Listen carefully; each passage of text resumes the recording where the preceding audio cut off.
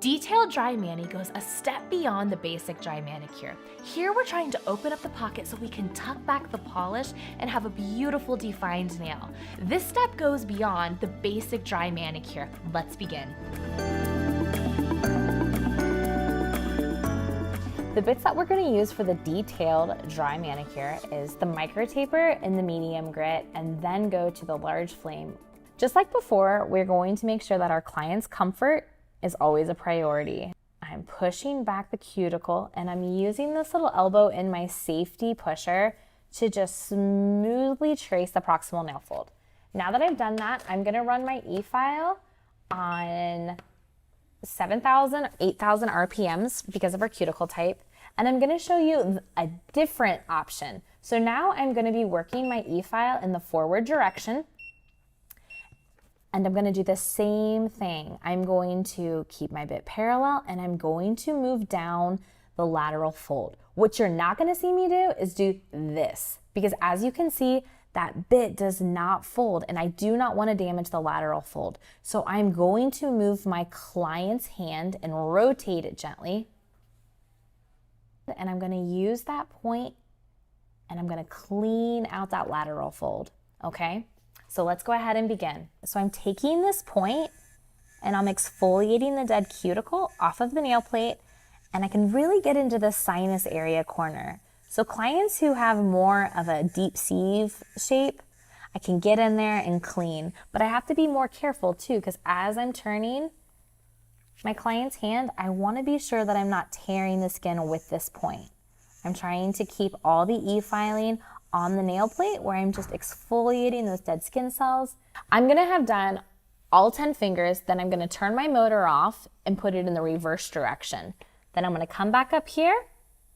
I'm going to pull back the skin in which I'm working, and I'm just gently feeling for those dead skin cells and taking that point and pushing it gently into the proximal nail fold. Once again, I am not flossing this area.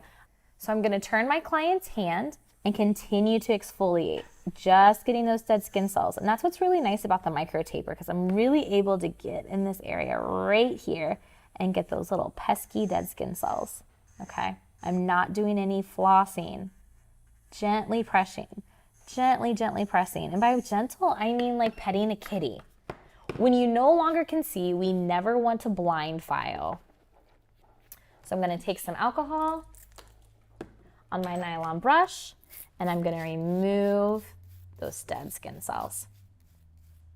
At this point, I can continue to prep the nail if I wanted to use the micro taper, or I can switch to my sanding band. So for the sake of the video, what I'm going to go ahead and do is I am just going to rough up this surface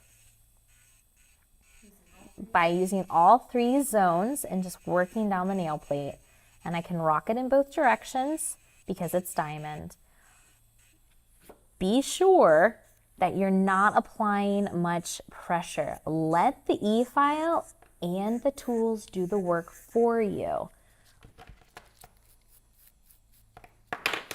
And then one of my last little favorite things to do while I'm in reverse is just to pull up that skin a little bit, and it just exposes more of those dead skin cells underneath. And I want to grab those with my large flame. So let's go ahead and jump into that. I'll let you guys see one more time what it looks like at this point, just how I'm able to open up and show more of that nail plate. My client already has beautiful nails, but I want to show you how, see how we're starting to get a pocket here and how it's getting floppy? This is what we want to see because we want to tuck our polish back.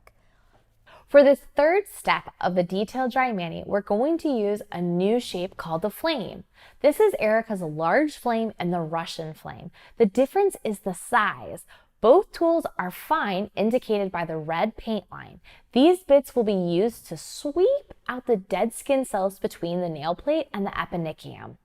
I want to use a fine grit as I need to be very gentle to ensure I don't hurt the client or the nail matrix. The large flame is great for beginners as the smaller Russian flame is more pointy. Again, this is a personal preference, and for this demo, I will be using the large flame. This is a completely different shape. I've been telling you guys to keep the bit parallel, but now I have to be conscientious of what parallel looks like. If I tell you to have this bit parallel, the widest part is touching and scratching the nail plate. That's not what I want. I want to clean underneath the proximal nail fold. So what I need to do is I need to angle myself at about 45 degrees, and I need to angle just this tip right here. Just like that. See how I'm angled a little different, but when I'm actually filing, I'm still using the parallel position of the tip. When you're filing, do not lead with the point, because if our client makes some sudden motion, we don't want to accidentally pierce their cuticle. What I want to do is I call this leading with the cheek, which means that we're actually leaning into it from the side and not the point. So I'm in the reverse direction. So if I'm in reverse, I want to make sure at this point I am running it underneath the proximal nail fold on the right side, and I'm feeling for resistance. So like right there, I can feel resistance, so I'm keeping my bit parallel, and I'm sweeping, a sweeping motion. There's no dragging. I'm letting the bit do all the work. How's this feel? It's very, very gentle, and as you can see, the pocket is opening up. Okay, you do all 10 fingers.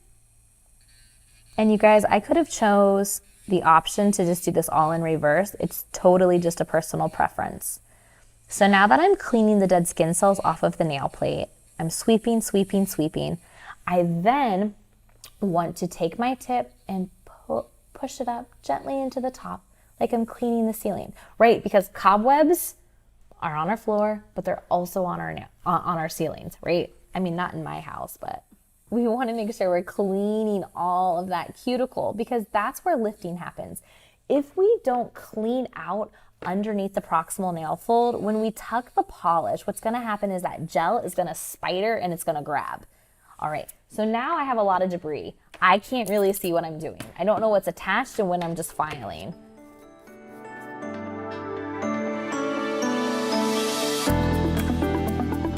Let's recap the bits that I just used, and be sure to check out the advanced dry manicuring video where I will show you additional steps on how you can clean out the cuticle.